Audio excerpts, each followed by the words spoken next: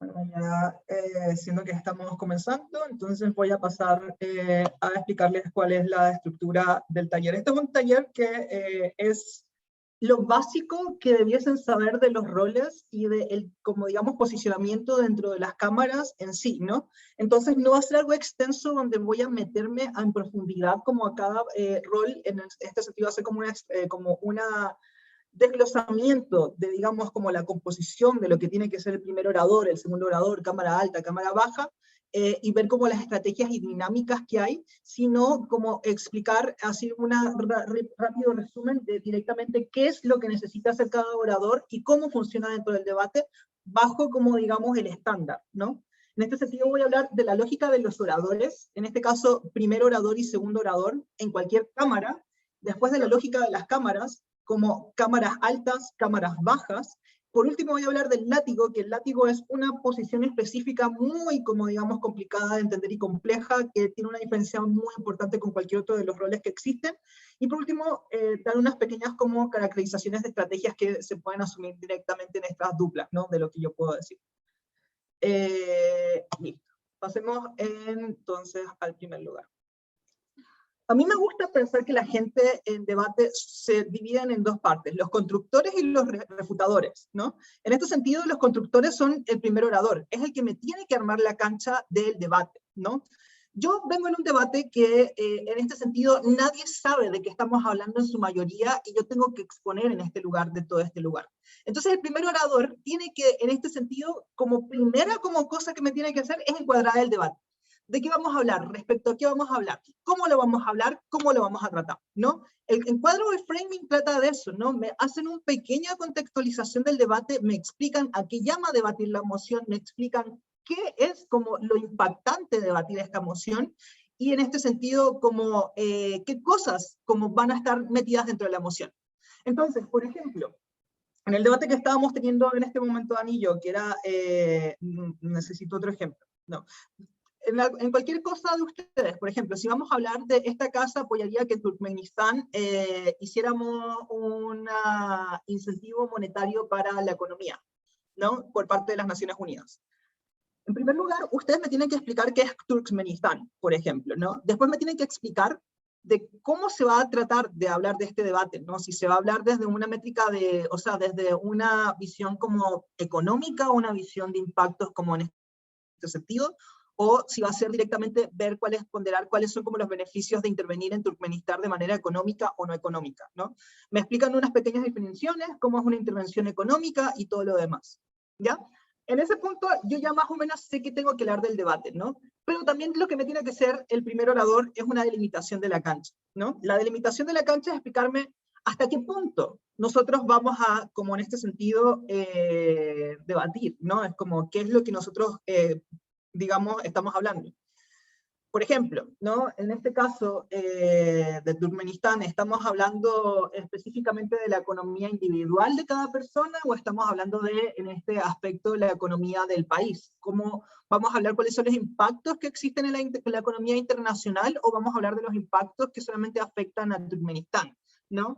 Vamos a hablar de cómo esto afecta al rubro financiero de caballos de Turkmenistán, o vamos a hablar como de la economía global, ¿no?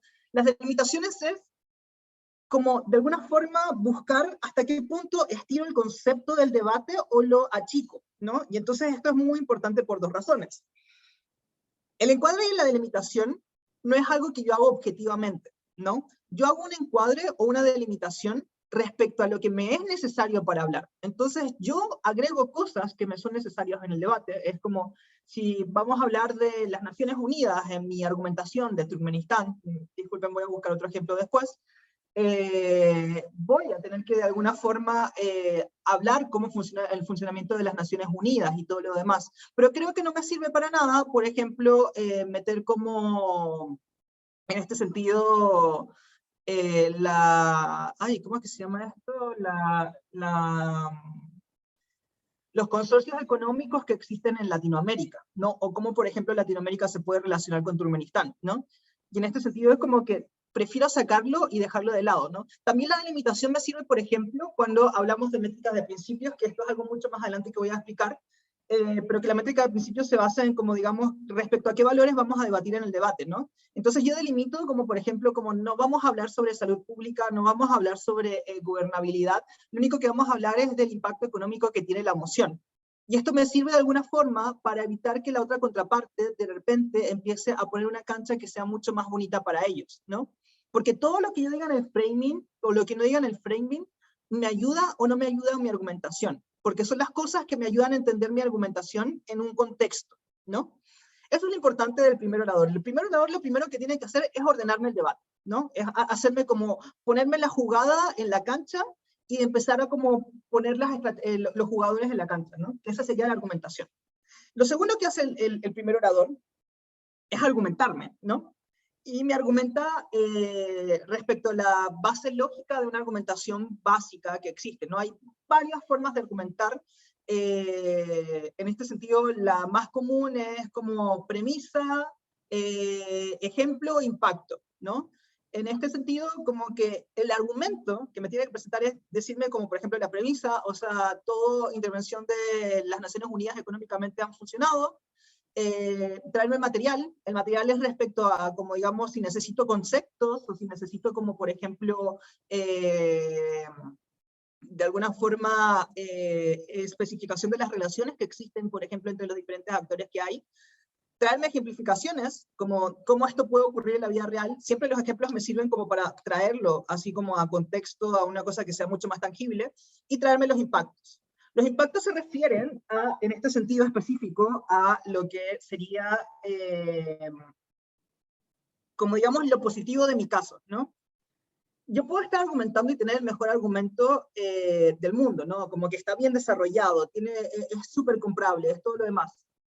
Pero ¿es relevante? ¿Como importa en el debate? ¿Como afecta mucho? Como por ejemplo que el crecimiento de como digamos, los rebaños de vacas en Turkmenistán, digamos, son importantes para, como digamos, la economía, como digamos, eso o no es importante, ¿no? Entonces usted tiene que impactarme eso, decirme cómo es importante, digamos, este argumento, ¿no? Ese es el impacto, ¿no? Creo que lo importante de esta posición no es traerme el argumento per se completo, es lo ideal que lo hagan, pero creo que lo importante es traerme el material que sea necesario para la construcción de caso y su posible desarrollo, ¿no? Es en este sentido que el argumentador tiene el deber para el segundo orador de especificarme cosas muy básicas del metadebate, ¿no? De cómo, en este sentido, el debate en grande, ¿no? Vamos a debatir respecto a cómo se comportan los actores, ¿no? Respecto a esta relación de los actores, lo que nos importa es su, digamos, se va a guiar bajo el principio económico. ¿Dónde sacamos mayor provecho económico de esta relación de los actores, ¿no? Esto va a ser debatido en el contexto de Turkmenistán. Entendemos que Turkmenistán tiene ciertas como condiciones específicas que son necesarias nombrar, y en este sentido los argumentos son los siguientes, ¿no? Los argumentos puedo desarrollarlos de la mejor manera o digamos de una manera media sin decir como todas las partes, solamente como enunciándolos, como diciéndome la lógica y los impactos para que después el segundo orador trabaje con eso, ¿no? Pero si yo no digo esas cosas, le doy mucha más pega al segundo orador, porque el segundo orador, digamos, depende mucho de lo que me dijo el primer orador, ¿no? Entonces, lo que no se diga en el primer orador va a jugar en contra, porque ya la otra cámara, en este caso vamos a después hablar un poco de las relaciones entre las cámaras, puede como jugar en el espacio nulo, que no hayan dicho nada ustedes, y como aprovecharse de eso, y de alguna forma poner una cancha que sea más aparatosa para ustedes, ¿no? Como en este sentido de argumentación. No es como yo puedo traer un buen contraargumento, pero si digamos todo el contexto que ellos me explicaron me demuestran que ese argumento como que no tiene impacto, mi argumento se va de lado, ¿no? Entonces en este lado es como es limitar mencionar los argumentos y casos relevantes para el caso, y lo que no se diga es, en el campo de acción limitará como digamos al segundo orador, ¿no? Limita en el sentido de que el segundo orador realmente lo que tiene que hacer es reforzar el caso del primer orador, ¿no? Vamos a hablar en este momento del segundo orador, y en este sentido juega con lo que ha dicho el segundo orador, ¿no? Complementa lo que dijo el segundo orador, pero no agrega a lo que dijo el segundo orador. ¿no? Complementar en este sentido es decir, al segundo orador le faltó quizás ciertos como nexos causales para explicarme ciertos argumentos, pero en este sentido como yo los voy a traer, ¿no? Versus a, por ejemplo, traerme un nuevo argumento, ¿no? A no ser que ese nuevo argumento de alguna forma sea necesario, ¿no? Como que ahí tienen que jugar, tener cuidado, pero realmente el segundo orador no debiese traer nuevos argumentos y no debiese traer, como digamos, nuevas contextualizaciones. Porque entonces, digamos, está uno, por ejemplo, si estamos en cámaras bajas, si el segundo orador hace eso, está fuera de debate, pero si estamos en cámaras altas y somos oposiciones, eso no se considera respecto al cruce corto de cámara alta con cámara de oposición, ¿no? Entonces, ya el segundo orador se ve limitado, porque si trae nueva información, es muy poco probable que el juez deje pasar esa información dentro del choque, digamos, de comparativas contra las cámaras, ¿no? Entonces el segundo jugador lo que hace es finalizar la jugada, ¿no? Yo puse las cartas sobre la mesa, puse a mis jugadores, pero el jugador arregla la posición en que se van a poner los jugadores de manera más estratégica, ¿no? Complementa y finaliza el caso del primer orador, desarrollando aquellas partes que falten o no hayan quedado muy claras, ¿no? Por ejemplo, mi orador dijo un argumento que era lógico y que trae impactos, pero no me explicó de los nexos que existen o la relación que existe con la emoción, ¿no? Entonces yo me hago cargo de eso, ¿no? Me hago cargo de cómo, entonces, de alguna forma reconstruir el caso y terminar de armarlo, ¿no? Porque al final el primer orador me puso los legos en la mesa y yo tengo que terminar de como armar el monito que esté armando con los legos, ¿no? Y en segunda instancia, lo que hace es refutar, ¿no? En este sentido, la refutación es súper importante en el segundo orador, pero este se ve condicionada siempre a la primera parte de finalizar la jugada. Porque si yo no finalizo la jugada, lo que pasa es que tengo un caso que es endeble y que entonces, de alguna forma, si la otra cámara logra ver esos casos endebles y destruírmelo, mi caso se va a la borda y digamos como que con refutaciones es muy complejo ganar, ¿no? Entonces, la segunda cosa que tiene que hacer el refutador en ese orden lógico, primero hacer la finalización de la jugada y después refutar, es en este caso señalar los fallos que tiene la otra cámara, ¿no? Es como, mira, tu impacto está bueno, pero digamos como que tu lógica no tiene sentido, faltan como mayores nexos causales, falta como mayor, como digamos en este sentido, causalidad de tu como digamos, caso. Respecto a lo que tú dices te contradices incluso, ¿no? Es como no me puedes demostrar que en un país que no sabe invertir, que inviertan, digamos, como que de alguna forma vaya a traer un progreso, nunca me lo demostraste, ¿no? Y se contradice respecto a tu primera contextualización, ¿no? En ese punto, es señalar como todos ellos fallos que son fallos argumentativos y fallos lógicos, fallos en el sentido de decir como respecto a la contextualización, a la métrica que pusimos en el debate, a la relación que definimos de los actores, lo que estás diciendo falla por tales razones, ¿no? Después otra cosa que se tiene que hacer es ponderar los casos. ¿Cómo se ponderan los casos? Ponderar los casos es decir, ¿sabéis qué? Tú tenías como buenas cosas, ¿no? Como me demostraste de repente que iba a haber un aumento de la población de vacas, sigamos hablando del ejemplo de Turkmenistán. ¿Sabéis qué? Está bien, aceptamos que va a haber un aumento de la población de las vacas, pero eso es un impacto súper chico comparado a lo que yo te traje. Yo te traje que la economía de Turkmenistán se va a abrir y de alguna forma va a tener mayores relaciones económicas que van a agilizar, dinamizar su economía, trayendo entonces desarrollo económico dentro de la región, ¿no? Creo que ese impacto es mucho más grande a decirme que van a crecer como, digamos, la fauna nativa de Turkmenistán, que puede valerme 3 hectáreas de vacas como me puede valer nada, ¿no? En ese sentido es como se pondrán los casos, es decir, ¿qué caso de alguna forma es más atractivo que el otro? ¿Y por qué es más atractivo, no? Entonces eso se hace con, digamos, agarrar cada caso y ponderarlo, ¿no? Es decir, este caso, digamos, trae en debate se dice delta, que sería como el beneficio que trae un beneficio chico comparado con el beneficio que yo traigo y tienen que como explicitarlo, ¿no? Explicarme por qué ese beneficio de alguna forma es mayor. Esto se puede hacer de distintas maneras, este taller no va a tratar de eso, pero digamos como que lo dejo enunciado, ¿no? Última cosa que hay que hacer es comparar argumentos, ¿no?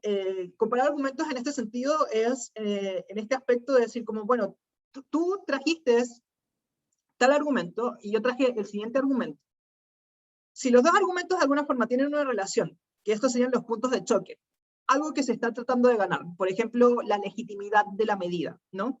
Entonces, Cámara de Oposición me trae algo que deslegitima la medida y Cámara de Gobierno me trae algo que legitima la medida. Yo comparo los argumentos y veo cuál termina ganador, ¿no? Es como, digamos, en este sentido, tu argumento carece de, como digamos, realismo, porque de alguna forma se basa en el deber ser del debate, pero nunca me habla de, como digamos, la parte práctica. Yo en mi argumento hablo de la parte práctica y no solamente hablo de la parte práctica, yo además asumo mi mejor y peor escenario y por ende, en ambos escenarios yo tengo una ganancia por más de que asuma el costo-beneficio de lo que yo te estoy diciendo. Entonces, mi argumento, aunque tenga, digamos, como algo negativo, termina prevaleciendo porque es mucho más real y, y además acepta como, digamos, los problemas que trae, digamos, esto, pero trayéndome un mayor beneficio. Esto es como, digamos, comparar los argumentos, ¿no? En esta posición lo importante es la evaluación de los casos, ¿no? Evaluar mi caso, mi propio caso, ¿no? Ver cuáles son las falencias de mi caso y evaluar el otro caso, ¿no? Y cuando evaluamos el otro caso, encontrar los fallos y refutarlos, o blindar según el argumento de la merita. El blindaje se refiere a decir como, por ejemplo, ¿saben qué? No puedo refutar esto del todo, porque es cierto que de repente el aumento de vacas en Turkmenistán va a hacer que se erosione el suelo, y de alguna forma esto va a hacer que pierda como digamos la economía agrícola que tienen, ¿no? Pero creo que en este sentido, digamos que si tenemos mayor desarrollo económico, podemos de alguna forma agilizar los procesos de una agricultura que sea mucho más sustentable, ¿no? Cosa que no ocurre en otro lado del gobierno. Entonces, como que digamos, si no tenemos el impacto desarrollo económico, nunca vamos a tener progreso económico, ¿no? Entonces no vamos a poder solucionar aquellos problemas que se traen debido al desarrollo de la economía del país, ¿no? Ese es un tipo de blindaje, como tratar de prever los daños que puedan hacerte o como defenderte de los daños que te hacen, ¿no? El campo de acción está limitado a lo que dice el primer orador. Esto es súper importante y es como muy importante que siempre tengan en consideración que ustedes anoten lo que dice su primer orador, ¿no? Porque lo que haya dicho o no haya dicho es con base a lo que van a digamos, construir su caso. Voy a usar el caso de Annie, que fue mucho tiempo mi dupla y era mi segunda oradora. Annie es conocida, o era conocida, por acuchillar el propio caso de la misma persona. ¿Por qué esto ocurre? Punto número 1. No se escucha lo que se dice por parte del primer orador.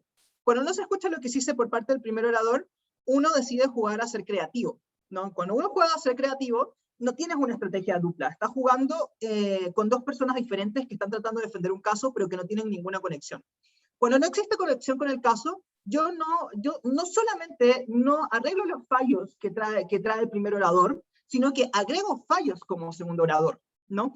Entonces, al final, como que el segundo orador no es un nuevo debatiente que debe como ser creativo respecto a lo que, como digamos, sea su caso, sino que tiene que como centrarse en el caso que ya se trajo desde su primer orador. Y desde ahí como construir o defenderse o hacer lo demás, pero de alguna forma como apañárselas con su primer orador, ¿no? Eso hasta ahora. ¿Alguna duda por mientras? ¿Algo que quieran comentar que no haya quedado claro?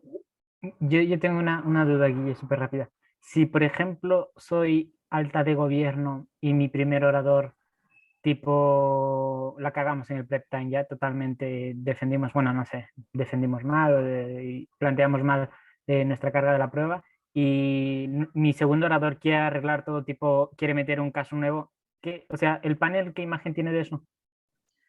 Muy negativa, porque una es contradicción entre ambas personas, entonces de alguna forma es como digamos, ok, se va a evaluar bajo carga argumentativa más no estrategia. Entonces, en carga argumentativa tienes dos fallos, ¿no? En 7 minutos tú no puedes terminar de decir bien todos tus argumentos, o sea, a lo más, si le das ganas y le echas fuerzas, podrías decir 2 argumentos bien, ¿no? Pero digamos que normalmente en un caso traes como 4 argumentos, y además de esos 4 argumentos tienes que estar refutando, y además de estar refutando tienes que explicarme la métrica, y me tienes que como, de alguna forma convencerme de que la métrica que me estás diciendo, lo que yo tengo que demostrar es lo correcto, como digamos, y que tiene sentido que se tenga que demostrar, y entonces de alguna forma no hay un caso que sea muy coherente que yo pueda salvar, ¿no? Entonces como de alguna forma... lo que debiese hacer el segundo orador en un caso de que digamos como que hay fallos en su argumentación es rescatar aquellas cosas que se salvan, como digamos en este sentido, tiene que haber algo que se salva, no es como digamos tan catastrófico en esas situaciones, y trabajar con eso y tratar de refutar, como dedicarse a la refutación, de digamos como el otro demás. Si hay algo que tú puedas complementar como para arreglar un caso, como por ejemplo, uno puede decir de la siguiente manera, sí, es cierto, como es muy probable que nuestra medida traiga situaciones negativas, que es como eso. Aceptamos el trade-off, pero, y entonces desarrollas mejores argumentos, ¿no? La segunda es como complementarlo con algo más. Es que, ok, por ejemplo, tenemos una cosa negativa, pero si lo vemos desde una métrica de principios, y imponemos tal principio, y explicas por qué ese principio es el que prevalece, digamos, también lo puedes hacer. Pero la idea es siempre como tratar de jugar con lo que dijo el primer orador y no como tratar de desligarse del primer orador. Porque, nuevamente, estoy hablando a 2 debatientes por separado y no estoy evaluando un caso. Entonces, de alguna forma, un caso son 2 cabezas y tengo mucho más material a 2 casos versus un caso, ¿no? ¿Me explico? Sí, perfecto. Gracias, Guille. Sí. ¿Alguna otra duda? Tengo algo en el chat.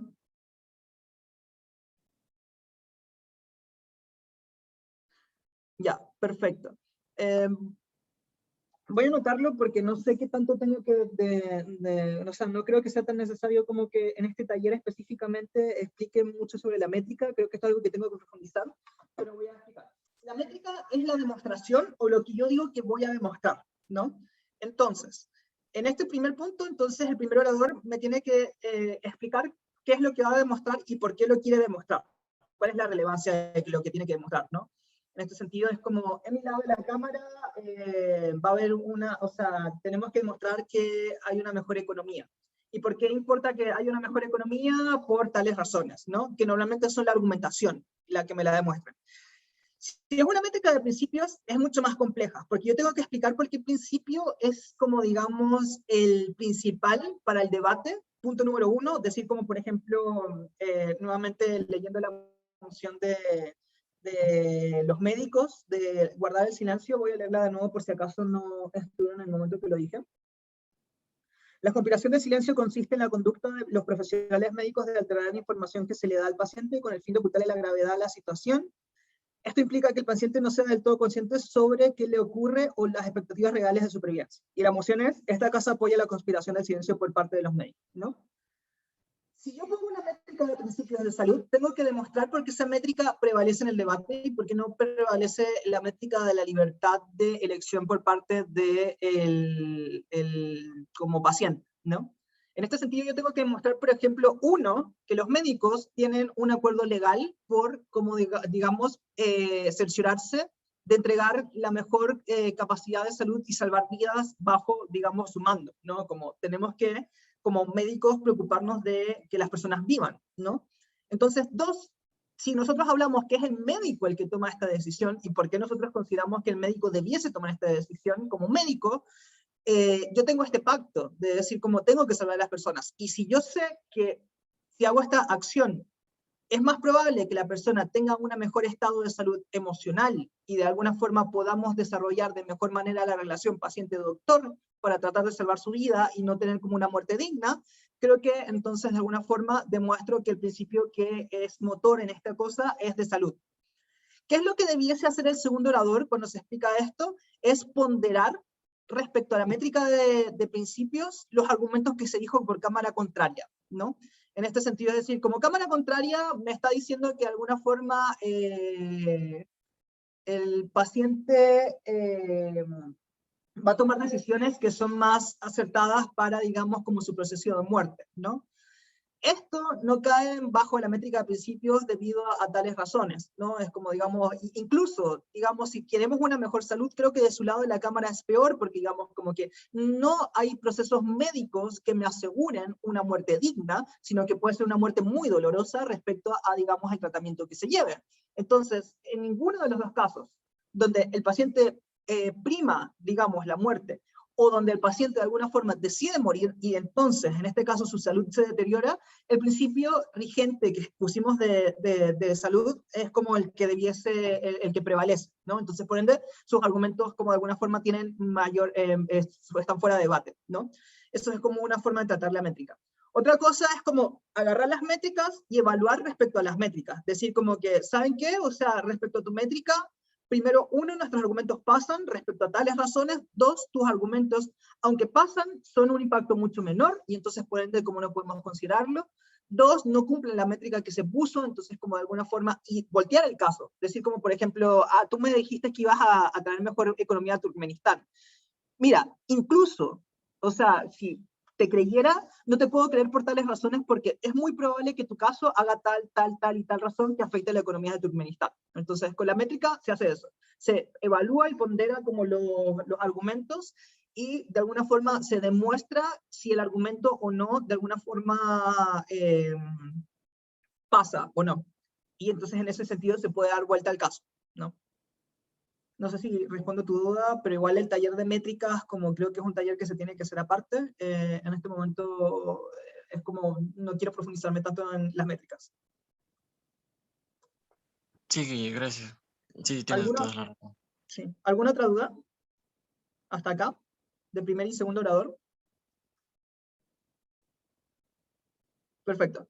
Vamos a pasar entonces a la relación de un poco, este es un ejemplo de un taller que hice de mecanizaciones, de un poco lo que tiene que hacer el primer y el segundo orador, ¿no? El primer orador, de alguna forma, tiene que plantearme un escenario, ¿no?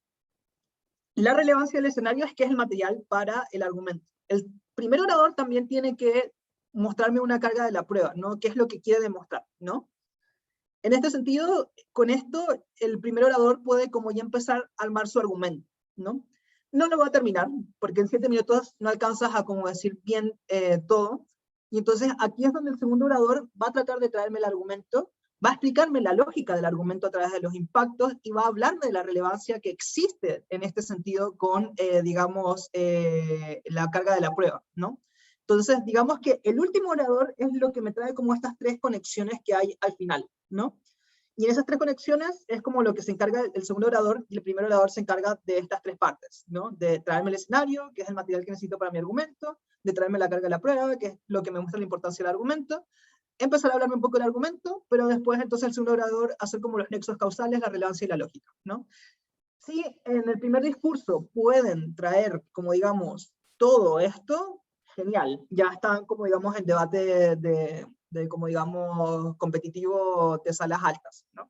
Pero si no pueden, como apóyense en su segundo orador, como sean estratégicos, eso es una cosa de repartirse pega como trabajo, y de alguna forma decir como, ok, yo voy a decir esto, y tú terminas de impactarlos, ¿no? Y eso también es una estrategia que les ayuda entonces un poco a organizarse, y no estar como a los últimos 30 segundos tratando de decir el último argumento, ¿no? Que pasa cuando no tienes una organización del tiempo, ¿ya? Vamos a hablar entonces ahora de la lógica de cómo tratar las cámaras altas y cómo tratar las cámaras bajas, ¿no? Déjenme servir un vasito de agua.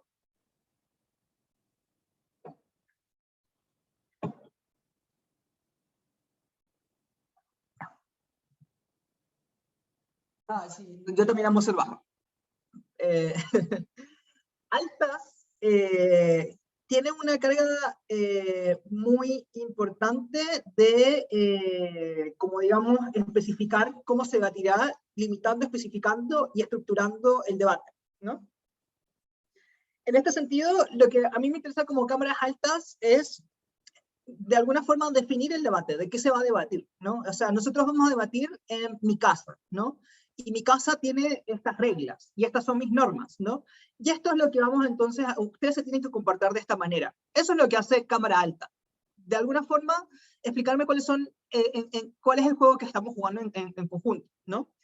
Entonces es necesario preocuparse de generar un encuadre claro, ¿no? De decir cómo va a funcionar el debate, cuáles son las relaciones que existen en el debate, cuáles son las cosas que vamos a hablar y cuáles van a ser las cosas que no vamos a hablar, ya que de esta manera se asegura que no solo el debate está en su mejor escenario, ¿no? Sino que también el impacto llegue hasta bajas.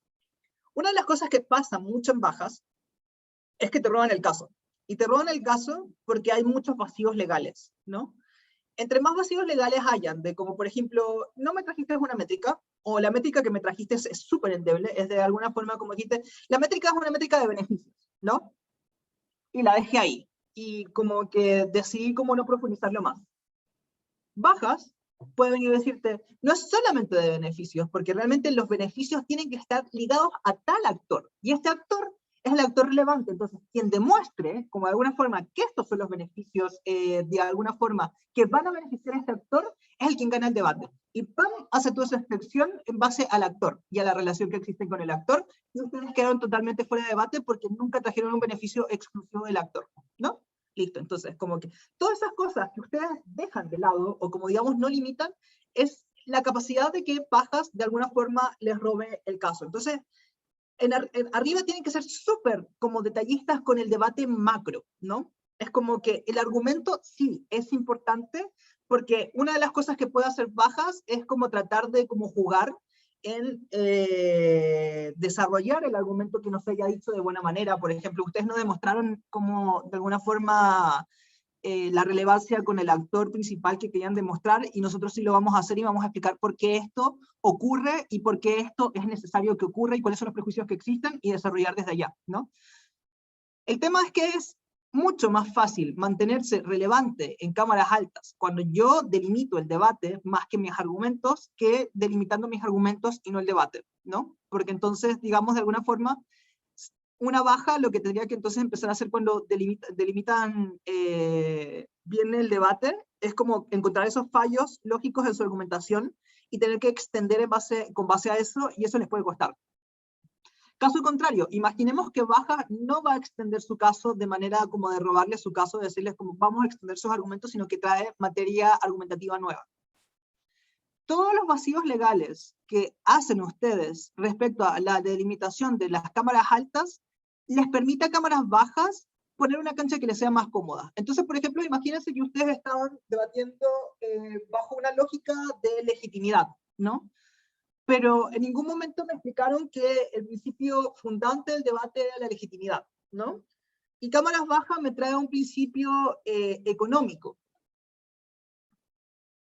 En este sentido, como ustedes nunca me delimitaron de qué se iba a hablar en el debate, o con base a qué se iba a hablar en el debate, Bajas fácilmente me pueden decir, ¿saben qué? El actor relevante es tal persona, y lo que nos importa es la economía de esta persona, no si la medida es legítima o no legítima. Creo que prima más el interés de la persona por tales razones. Por ende, entonces, digamos, como la métrica que no se ha explicitado en el debate es esta, ¿no? Y cámaras altas no puede refutar eso porque en este sentido es como le dieron toda la oportunidad a Bajas de decir eso. Entonces, hay que recalcar mucho que la especificidad de lo que haga cámara alta respecto a el debate, cómo se entiende el debate, cómo vamos a tener el debate, de qué va a hablar el debate, y después de ahí como la argumentación, les ayuda a evitar que cámaras bajas le robe el caso. Y es como, digamos, lo que se espera en un debate, que cámaras altas me expliquen de qué se va a debatir y que cámaras bajas de alguna forma extiendan lo que se ha debatido, ¿no? Cámaras bajas, en cambio, deben tener los fallos de los casos traídos y acusar, reformular, complementar o proponer al debate dentro de los límites ya marcados, ¿no?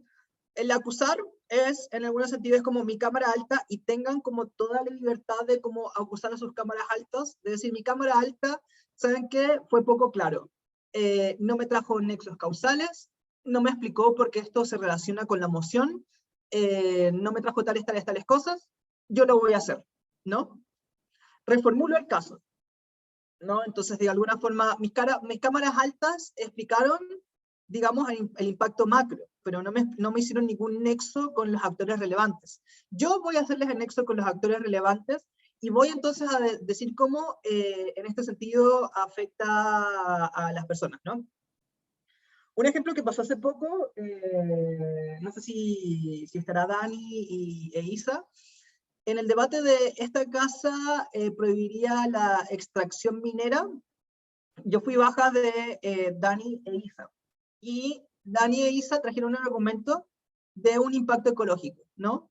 La minería afecta a la ecología y afecta, como digamos, a que trae como muchos problemas hídricos, ¿no? Yo abajo, lo que agarro y les digo, les acuso, en ningún momento me explicaron por qué la métrica ambiental es importante en este debate. Yo les voy a explicar por qué la métrica ambiental es importante en este debate, y lo voy a hacer debido a que nosotros tenemos una crisis ambiental. Estamos en un momento donde tenemos un reloj que está marcando nuestra hora de muerte, ¿no? Si no tomamos medidas drásticas, no podemos hacer esto. ¿Qué es lo que está haciendo la minería extractivista? No solamente está afectando en los recursos hídricos, que ya son escasos en una situación, digamos, de 2021, sino que además está deforestando de manera sistemática parte de la Amazonía que se ve en tales zonas, ¿no? Reformulé su caso, dije cómo de esta manera impactaba de mayor manera, le di mucho más relevancia al caso, porque una cosa es como que, ok, están contaminando. Que yo viva es un desperdicio de aire y oxígeno y produzco CO2 y produzco un montón de basura. Demuéstrame por qué esa contaminación de alguna forma entonces no es permisible, ¿no? Punto número 1. Punto número 2. Ahora que yo ya les demostré que no es permisible, muéstrame que realmente esto afecta de grave manera, ¿no? Entonces yo agarro de alguna forma ese caso del impacto ambiental y les agrando el problema, les explico cómo este problema de alguna forma trae consecuencias graves, y de alguna forma entonces agarro este caso y me lo llevo para mí, ¿no? También podemos complementar y proponer, ¿no? Entonces, digamos como que en cámaras altas, que en ese debate se estaba buscando como beneficios versus prejuicios. ¿En qué mundo estábamos mejor con o sin la minería extractivista, ¿no? Yo traje un argumento que no se menciona, que es, por ejemplo, el coste humano. Con la minería extractivista, hasta el momento vamos a tener siempre una problemática de que es muy probable que las personas puedan entrar en una situación de riesgo. Veas el caso de China en el 2013, 2016 con los 33, el caso de Australia el mismo año, y los casos de China de muertes por mineros atrapados en cuevas de minería extractivista, ¿no? Ahí propuse un nuevo material argumentativo y está bajo los lineamientos de este debate, ¿no? Porque si el debate hubiera sido en donde hay mejor economía, en una minería extractivista o en un mundo donde no existe minería extractivista, ese argumento no entra, ¿no? Y yo no lo puedo traer, porque es como, digamos, de alguna forma tendría que explicar por qué, por ejemplo, la métrica de economía no es la más relevante del debate, y tendría que dar toda una argumentación de cómo, incluso implícitamente, mi argumento de cómo, digamos, beneficios y prejuicios humanos es el más relevante, ¿no? Y por qué, de alguna forma, ha sido debatido en el debate, ¿no? Entonces, como que, en este sentido, si yo quiero ser como propositivo, siempre lo tengo que hacer bajo las normas del encuadre que se ha dicho arriba, ¿no? Porque los encuadres, hay que fijarse en los encuadres que se hayan hecho, ya que solo se puede complementar o agregar cosas a este, no cambiar, ¿no? Yo no puedo cambiar los actores relevantes, yo no puedo cambiar las definiciones, yo no puedo cambiar, como digamos, los puntos de choques, solamente puedo agregar y complementar, ¿no? Cuando cambio, dejo las cámaras altas afuera, un juez se da cuenta de eso, me saca de debate. No fui justo con ellos, ¿no? Entonces esa es la gran importancia. Bajas está solamente como permitido complementar o agregar al encuadre que se haya hecho arriba. Por eso es muy necesario prestar atención a lo que se dice arriba, para no caer en el error de traer un caso totalmente fuera de debate. Hasta aquí. ¿Dudas? ¿Preguntas?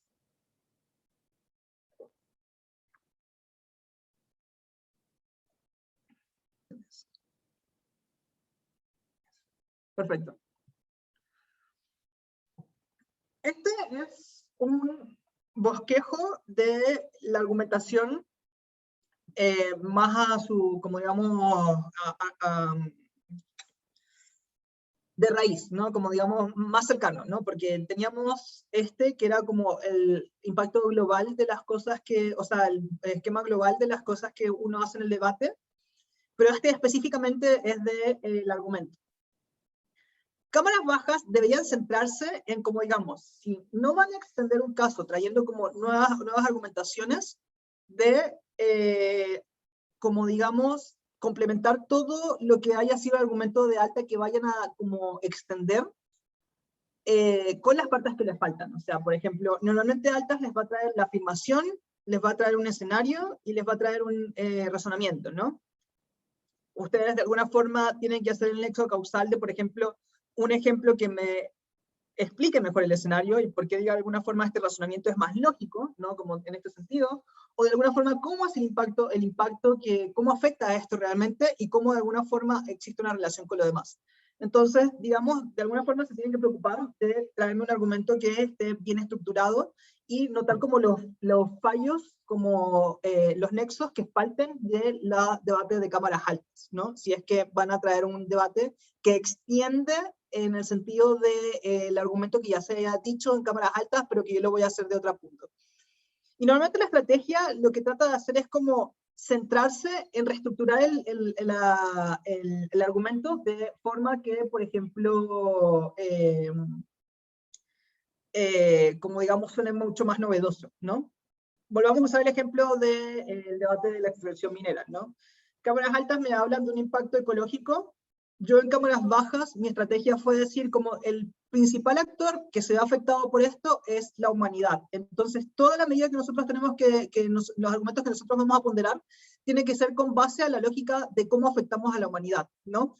Entonces, yo lo que hago es que, ok, traje un impacto ecológico, pero ese impacto ecológico lo desarrollé en un actor, y ese actor, de alguna forma, lo traigo como algo novedoso, explicando como los saltos lógicos, además, que le faltó a mi cámara alta, ¿no? Explicando como, por ejemplo, por qué la contaminación es tan dañina, no cómo asumir que la contaminación es dañina, ejemplos de cómo esta contaminación ha sido perjudicial y explicar estos ejemplos de la contaminación dañina, pero además explicar que estos, como demás, afectan de grave manera a la humanidad, ¿no? Entonces, de alguna forma, yo reestructuro un poco ese argumento dándole como mucho más hincapié a ciertas cosas. No sé si me explico.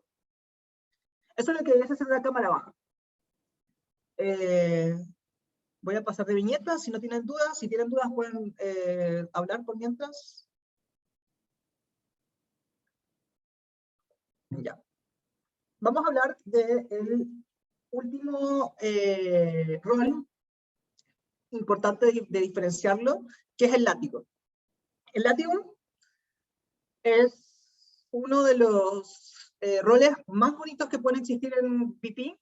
La gente lo odia por lo complicado que es, por las limitaciones que existen, pero yo creo que es uno de los roles que se le puede sacar mucho provecho y que de alguna forma la estructura que tiene es muy linda, ¿no?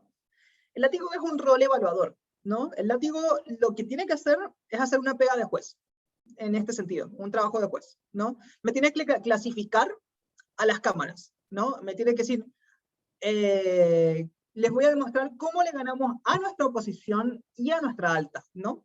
Y normalmente en ese cómo le ganamos, nosotros hacemos directamente la ponderación de cuál, digamos, es mi enemigo más clave, ¿no? Por ejemplo, van a haber debates donde su propia cámara alta es su enemigo más clave, ¿no? Entonces ustedes deciden empezar diciendo cómo se diferencian de su cámara alta, ¿no?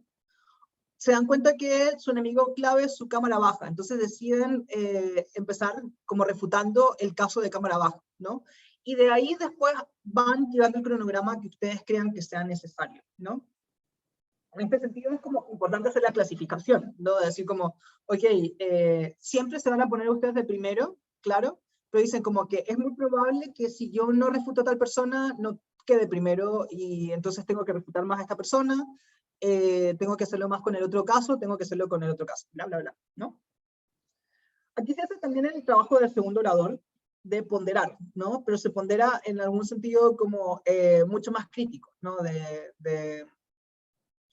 Algún sentido, tengo que mostrar que mi caso es más irrelevante, y tengo que hacerlo de alguna manera bajo los marcos de lo que ya se me ha puesto, ¿no? Entonces es como muy complejo como traer material nuevo para el látigo para poder hacer esto, ¿no? Uno lo puede hacer, uno puede traer ejemplificaciones, pero el látigo tiene que, si va a traer como razonamientos lógicos digamos, de alguna argumentación, o como mecanismos para que la argumentación como de alguna forma pase, está mucho más complicado, porque el látigo lo único que puede hacer es como usar lo que dijo su primer orador, y de alguna forma como ejemplificarme cómo funciona, o explicarme cómo se da en la realidad, pero no traerme como mecanismos que falten, o sea, como la relación que existe entre el Estado y el actor, digamos, como cómo funciona algo, darme una definición, eso no lo puede hacer el látigo. Y en este sentido se ve muy limitado de alguna forma como en su ponderación. Acusa. Esto es muy importante. El látigo es el que más señala problemáticas en el debate. Mi cámara alta no dijo esto, no especificó esto, estuvo súper endeble en esto y todo lo demás, ¿no? Pondero respecto a mi caso, ¿no? Nosotros sí hicimos esto a través de tal mecanismo, tal de explicación, logramos rellenar como las problemáticas que tenía cámara altas en tales aspectos, e incluso nosotros trajimos como digamos impactos mucho más prácticos, ¿no? Y por último, se encarga también de refutar, ¿no? En este sentido, en este aspecto no hay ningún orden lógico de respecto a clasificar, ponderar, acusar y refutar, pero digamos, por último, en este sentido de las cosas que estoy diciendo, de refutar lo que han dicho las cámaras contrarias, ¿no? En este sentido de si hay como cosas que están jugándoles en contra, refutarlas, ¿no? Pero el látigo tienen que pensarlo que es como una pega de ser juez. En este sentido, ustedes me tienen que facilitar el trabajo como juez. ¿Qué es lo que pasó en el debate? ¿Cómo vamos a evaluar el debate? ¿Qué en este sentido es relevante o es irrelevante? ¿Cuáles fueron los fallos de cada equipo? Y cómo estos fallos de estos equipos de alguna forma hacen que pierdan respecto a la evaluación de lo que ustedes tendrían que de alguna forma evaluar, ¿no? Totalmente esto es una cosa subjetiva y es una cosa que ustedes tienen que buscar una manera de convencer que de alguna forma sus impactos son más relevantes, que su caso es más relevante y tienen que convencer de eso al juez, ¿no? Entonces, ustedes tienen ese trabajo. Juiciar el debate y además de juiciarlo, hacerlo de manera subjetiva para que le compren de alguna forma su caso. Preguntas, hasta aquí.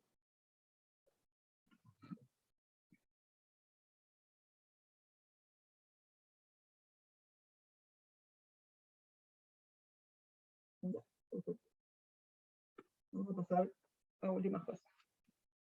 Estas son estrategias muy básicas, como digamos, no son de alguna forma como un debate mucho más a fondo, porque creo que para llegar a hacer un taller de mayor profundización de estrategias ¿cómo es que se llama este sentido? De como posiciones, de bancadas y todo lo demás, uno, tengo que estudiar más yo, por mi parte, tengo que asumir que igual es como, digamos, si bien soy competitivo y todo lo demás, no estoy a un nivel como tan profesional para decirles estrategias como muy, como digamos, avanzadas.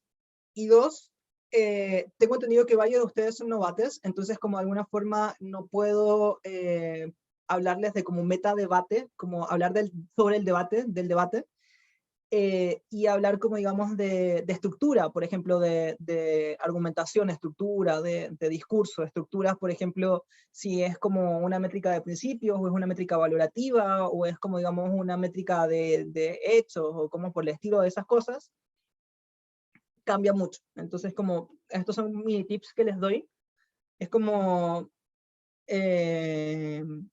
lo que les repetía de una parte, ustedes son dos personas, repártanse el caso, si saben que es mucho lo que tienen que decir, que de priorizar en este sentido como como en este aspecto, qué es lo que va a decir uno y qué es lo que va a decir el otro, como necesito que como el primer orador digas tales cosas, ¿no? Prioriza esto, y en tal caso, como digamos, si no te queda tiempo, yo digo el siguiente argumento, ¿no? Como digamos, lo uso como un argumento refutativo, ¿no? En este sentido.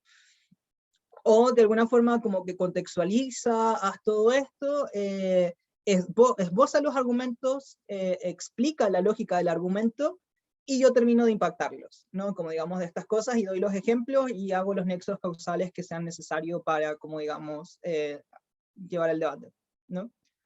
Siempre trabajen de una manera que sea cómoda en este caso, y no intenten hacer todo por ustedes mismos, como traten de confiar en su dupla, ¿no? En este sentido es como, uno tiende a ser como una persona que trata de ser como el debatiente perfecto, ¿no? Y en debate, como el debatiente perfecto, es el equipo que logra tener una dinámica que sea buena. Entonces, por ejemplo, si son primer orador de cámara alta de oposición, como céntrense en argumentar y en cómo definir su caso antes que refutarlo. Porque pasa mucho que puede llegar que su primer orador de cámaras altas, en vez de traerme una argumentación, en vez de traerme un caso, lo que hace es empieza a refutarme el caso de cámara contraria. Y entonces, el segundo orador, ¿qué le pasa? Primero le robaron su trabajo porque ya no tiene nada que hacer como para refutar al primer orador, porque ya lo hizo el primer orador de su cámara. Y segundo, no tiene con base a qué como agarrarse, ¿no? Es como lo único que puede hacer es refutar, pero no puede decir como que, bueno, y además incluso, aunque tu argumento fuera cierto, tengo un argumento que es mucho más relevante que el tuyo. No existe eso cuando pasa cuando intentamos eso. Entonces, divídanse bien el trabajo y como confíen en su dupla, en ese sentido, ¿no? Como que un error de novate es como tratar de ser como Superman, y eso, o la Mujer Maravilla, o como cualquier personaje que ustedes quieran considerar, Chira, qué sé yo. Entonces, en ese sentido, sean como recelosos, ¿no? Asegúrense, ya sea a través de sus discursos o puntos de información, de que se hable de los conceptos que integran su caso en el debate. No, esto es muy necesario en algún sentido cuando somos cámaras bajas, de, por ejemplo, nosotros pensamos todo un caso respecto a una métrica de principios, ¿no? Y en cámaras altas no se está debatiendo el principio de seguridad que llamamos nosotros debatir. A través de un punto de información o a través del discurso, a través de un punto de información, como intentar meter ese punto de seguridad, pero por ejemplo, si son cámaras altas, como denunciarlo, denunciar como ese punto en este aspecto, ¿no?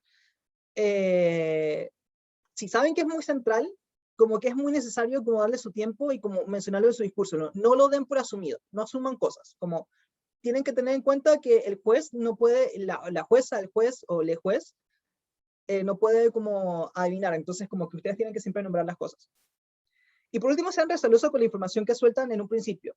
No es necesario como, de alguna forma, llegar y, por ejemplo, ustedes saben que tienen un daño, ¿no? Por ejemplo, que ustedes tienen un prejuicio, como de su caso. Y ese prejuicio, de alguna forma, saben que es muy solucionable y que, por ejemplo, no es tan relevante, porque incluso aunque fuera relevante, como de alguna forma es menos importante por miles de razones, ¿no? Entonces, no es necesario como blindar desde el primer argumento eso, porque puede ser como un bait, como puede ser un anzuelo para que la otra persona empiece a hablar respecto a eso, ¿no? Como decir como que, ¿sabéis qué? Tienes muchos problemas con tu caso, y entonces solamente ataque como ese problema que ustedes pueden solucionar, ¿no? En contraparte, por ejemplo, si fueran cámaras bajas de gobierno y oposición, también tener con cuidado con lo que se dice, porque, por ejemplo, si en mi punto de información esbozo mi argumento, hay probabilidades, y yo lo he hecho, y es muy feo porque le dejáis sin caso a bajas, de que te roben el caso. De como que, mira, cool, ¿sabéis qué? Lo más probable es que mi baja, respecto al punto de información que dijo, como va a decir esto, pero ¿sabéis qué? Me parece súper lógico y lo voy a decir yo. Y tengo tiempo para decirlo. Entonces, hay que ser cuidadoso con lo que se dice y lo que no se dice, ¿no? Y saber en qué momentos como decir o no decir ciertas cosas, ¿no? Y esto, para terminar, es una como pensamiento que quiero transmitirles. Son un equipo, pero en ese equipo son dos personas, ¿no? ustedes no están solos cuando están debatiendo, ustedes están con otra persona. Entonces, tienen que internalizar mucho la interacción que tienen con la otra persona. Ustedes, este es un deporte que es un deporte de parejas, ¿no? De equipos. Y aquí la mentalidad de equipo es muy necesario. Entonces, muchos problemas que existen cuando uno es debatiente novato es que tiende a debatir en la propia zona de confort o como digamos debatiendo para sí mismo. Y en este sentido es muy necesario como trabajar la interacción que tienes con la otra persona y como de alguna forma empezar a fortalecerlo. Es entonces esencial que si se van a quedar en debate, empiecen a conseguir como con la gente que han trabajado y ver con quién se siente más cómodo y trabajar esa dinámica de dupla, que es algo que les ayuda mucho también a progresar, porque al final el progreso depende mucho también de la dinámica que ustedes mismos generen con, digamos, sus parejas. Y ese es mi taller. Dejo el micrófono abierto para que hagan comentarios o dudas, lo que quieran decirme. Muchas gracias, Guille. Ahora, por fin, las personas que tengan alguna pregunta, el micro soy yo.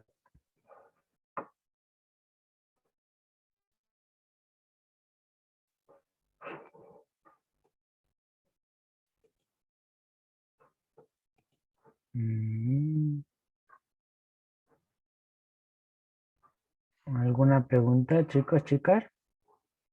Voy a hacerles una contrapregunta en este sentido. Yo los he visto debatir, no sé si a todos en su totalidad, pero de lo que hemos hablado, ¿alguien puede anunciarme si siente como puede notar en qué falla de repente en como su discurso? En este sentido, teniendo... ¿Sí? Yo, buenas noches, Guille. Hola. Bueno, yo, la verdad tengo bastante problema o ¿cómo le puedo decir? Como miedo al momento. Siempre yo sirvo de látigo o como es persona de segunda oradora.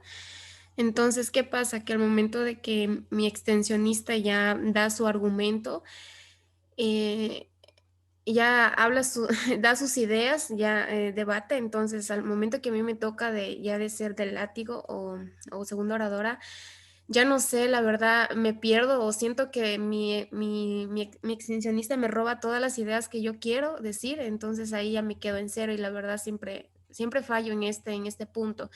Me gusta mucho la oratoria, tengo mucho interés en aprender, pero lo que fallo sí es cómo refutar, cómo también organizar la idea para poder yo también debatir y dar a entender a los jueces más que todo. Entonces, en ese problema yo tengo bastante.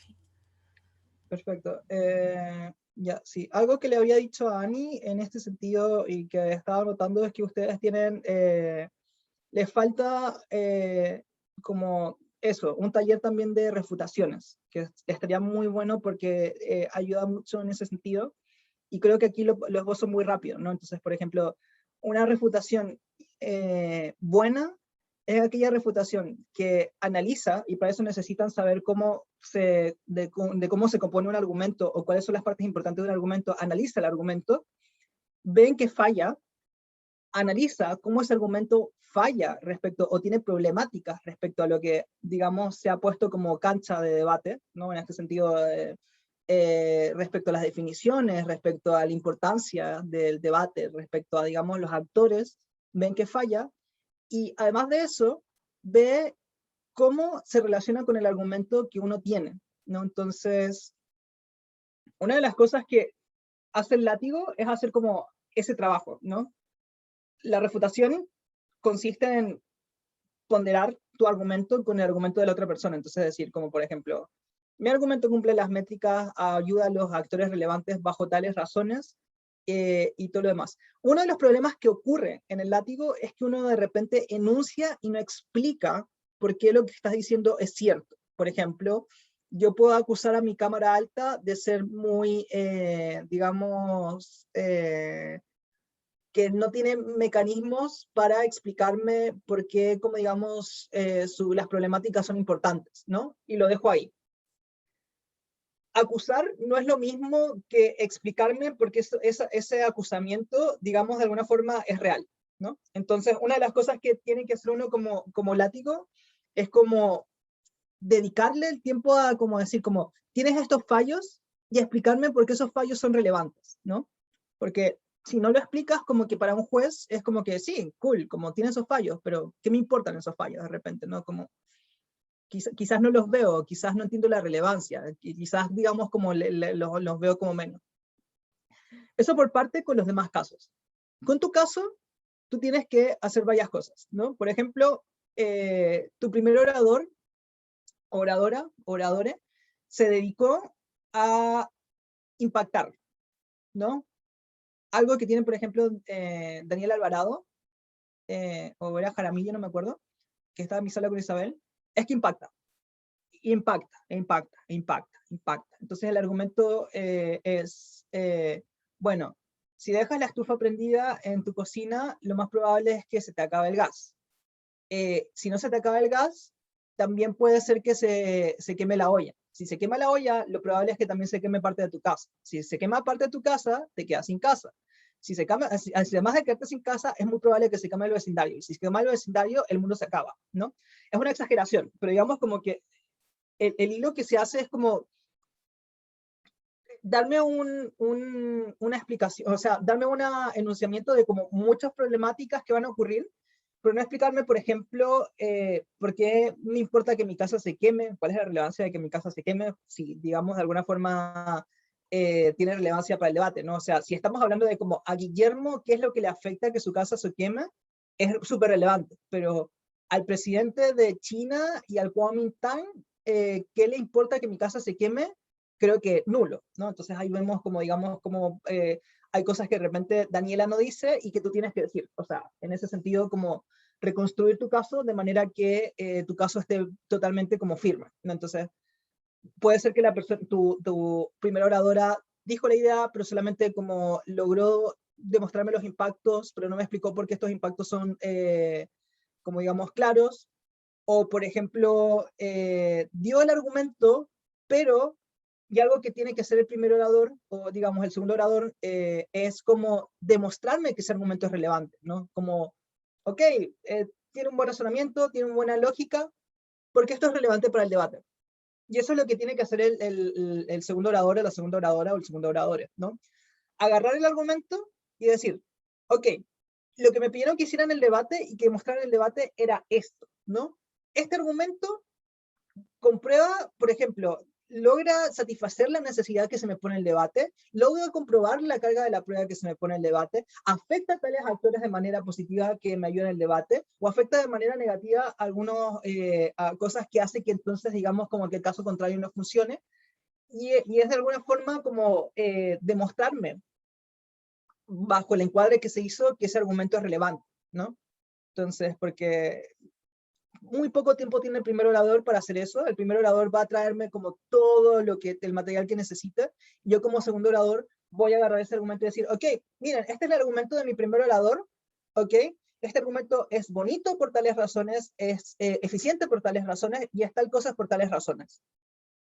Esas son como las dos cosas. Hay que refutar, pero hay que reconstruir el caso de tu primer orador, oradora, de forma de que le visibilices, como digamos, el mérito que tiene ese argumento.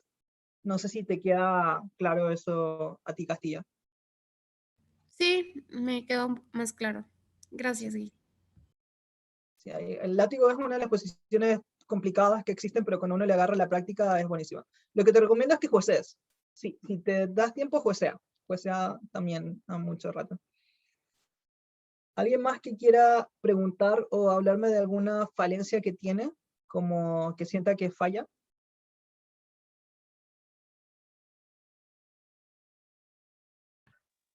Guille, hola con todos, buenas noches. Yo siempre fallo cuando soy látigo, la verdad. Siempre trato de refutar todo, pero no sé, creo que no lo trato de explicar pero cuando ya termino de refutar todo, casi ni me da tiempo de ayudar a mi extensionista. Tal vez no tengo que refutar todo o no sé por qué Claro, lo hago sí. tan mal. Hay ciertos como argumentos, o sea, esto también es como, podemos desarrollar esto, pero por ejemplo, no todo en el debate va a ser relevante y van a haber cámaras que ustedes, como cuando tengan más experiencia, van a notar que son irrelevantes, como que su impacto, o sea, si sacamos esa cámara, el debate pudo haber seguido de lo más tranquilo, ¿no? Es como que no hubo ninguna aporte que hizo, ¿no? Uno tiene que fijarse en eso de dos formas, ¿no? Como notar, de alguna forma en el debate, como clasificar y decir como que, ok, ¿sabéis qué? Si mi cámara alta se va, como de alguna forma el caso de gobierno se mantiene porque es solamente mi cámara baja que lo explica, entonces no me voy a dedicar a hacer la comparativa con cámaras altas. Y lo segundo que tienes que hacer es como ver en qué cosas quedan como endeble tus argumentos. Por ejemplo,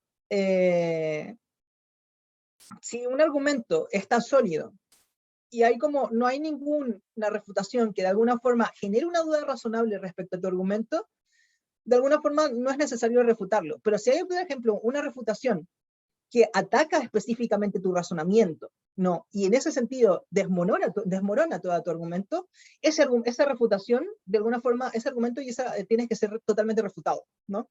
Entonces uno prioriza respecto al caso que tiene tu primer orador, ¿no? Y en ese sentido como que es muy importante también ser autocrítico con el primer orador, ¿no? Es como, ok, no lanzarle flores en el sentido, o sea, cuando es tu turno de hablar, lanzarle todas las flores que puedas, ¿no? Pero en el momento que tú estás como analizando el primer caso, que les recomiendo que tomen apuntes de lo que va a decir su primer orador, notar como digamos aquellos como fallos que tuvo tu primer orador y relevancia que tiene. Entonces van a notar que de repente hay argumentos que están bien estructurados, ¿no? Es como, incluso cámara de oposición se va a como intentar como refutar ese argumento, ¿no? Y van a notar como de repente que no es tan necesario como apoyarlo, ¿no? O es como pasó. Pero hay otros argumentos que de repente tu orador dijo y lo dijo de manera endeble y entonces de repente la cámara contraria dijo buenos argumentos que generan en duda en eso. Ahí entonces tú te dedicas mucho más tiempo a hacer las refutaciones específicas a esa cámara, a ese argumento, ¿no? Entonces, evalúen su caso, evalúen cuáles son sus puntos fuertes y sus puntos débiles y protejan los puntos débiles directamente, ¿ya? Eso es lo que pueden hacer como para priorizar en ese sentido. También lo que pueden hacer, y esto es como una cosa más sencilla, es como reducir los casos en premisas como muy grandes. O sea, a mí me tocó, por ejemplo, una moción de que esta casa priorizaría la educación técnica, la educación financiera en los colegios, en el sentido de cómo invertir en la bolsa, ¿no? Y entonces el caso contrario era un caso que tenía tres premisas. La gente, como digamos, de bajos recursos, no tienen formas de surgir y necesitan como ayuda, beneficios que lo puedan ayudar a mejorar, ¿no? No hay otro método para darle un apoyo económico, sustento económico a aquellas personas que no pueden como surgir después de la educación secundaria, ¿no? Y el tercer argumento era como, esta opción es la más importante, como digamos, para mejorar el sistema económico, ¿no?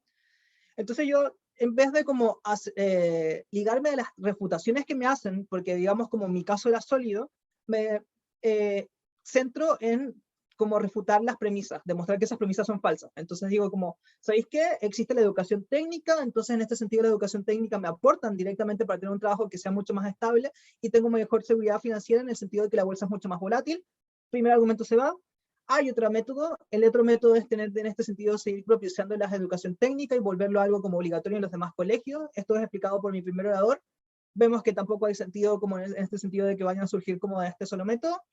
Y el tercer argumento en este sentido de que esta medida es eficaz, la eficacia se demuestra cuando la medida de la inversión de la bolsa de valores fuera de alguna cosa como segura. Creo que no hay nada seguro en la inversión de la bolsa debido a que es una apuesta riesgosa y en este sentido como podemos minimizar la apuesta, pero siempre vamos a estar bajo la lógica de como una apuesta al mercado de que funcione. Es en este sentido que su medida no es segura y mi medida sí, en el sentido de que aseguramos como plazas de trabajo. Listo, no tuve que dedicarle mucho más tiempo a eso y puedo seguir con los demás argumentos, ¿no? Entonces, como, en vez de ir como refutación por refutación de como los argumentos que ellos estaban diciendo, como sinteticé su caso, ¿no? Esa es otra cosa. Si no puedes ver los fallos que tiene tu caso, sintetiza los casos de las demás personas. Como di como que, ok, nuevamente, creo que esto es algo que también tenemos que desarrollar en otro taller, que son los puntos de choque. ¿Qué es lo que trata de buscar con los argumentos? Me trata de buscar que va a haber mayor legitimación de algo, va a haber mejor economía de algo, va a haber mejor protección de los derechos de algo o tales cosas, ¿no? Analizo a qué apuntan los argumentos, ¿no? Veo que hay 3 puntos de choque, que hay 3 líneas argumentativas que tratan de defender ciertas cosas, ¿no? Veo cómo de alguna forma ellos logran o no logran demostrar esos como puntos, o cómo yo logro ganarles en esos puntos, ¿no? Demuestro los puntos de choque, con eso sintetizo nuevamente el caso y me demoro mucho menos tiempo si analizo más que nada los puntos de choque antes que de hacer las refutaciones de cada argumento o cada parte que te acusaron en sus refutaciones. Esos son otro método también de hacer una síntesis de lo que tienes que hacer en el látigo. Ya van 2 talleres que hay que hacer. Ya, Guille, muchas gracias. Tengo la última pregunta y ya. Dijiste algo sobre blindar. ¿Siempre se pueden blindar los casos o esto depende de la moción? Blindar es prever lo que te va a decir tu cámara contraria. Entonces sí se pueden blindar los casos. En este sentido es como una de las cosas que uno tiene que tratar de hacer en el prep time, es imaginar lo más razonable que va a decir la otra persona, ¿no? Entonces decir como que, mira, me van a traer esto.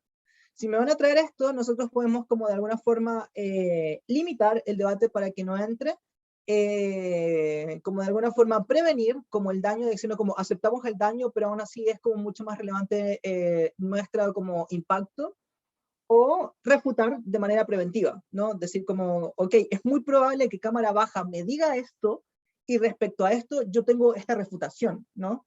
Esos son como, digamos, las partes que tienes. ¿Es algo beneficioso blindar los casos? No siempre lo vas a poder hacer, pero por un tema de que no necesariamente vas a anotar específicamente bien los blindajes. Y entonces como que, digamos, es un poco arriesgado el blindaje, porque por ejemplo puedes blindar cosas que tú creías que eran muy importantes y en el debate eran irrelevantes, y entonces te dedicaste mucho tiempo a eso, o pueden salvarte mucho la vida, ¿no? Como hay blindajes que me han logrado que no me cuarteen, porque logro que mi cámara baja de oposición no entre a debate, no me empiece a atacar por ese lado. Entonces, es algo que deberías practicar, pero si tienes dudas de repente de si puedes blindar o no el caso, como vete por la segura y como trata de estructurar un buen caso. Ya, muchas gracias, Guille, solo eso. ¿Alguna otra pregunta que quieran hacer? ¿O con esto siendo las... dejando de compartir. Las 10:30 estamos bien.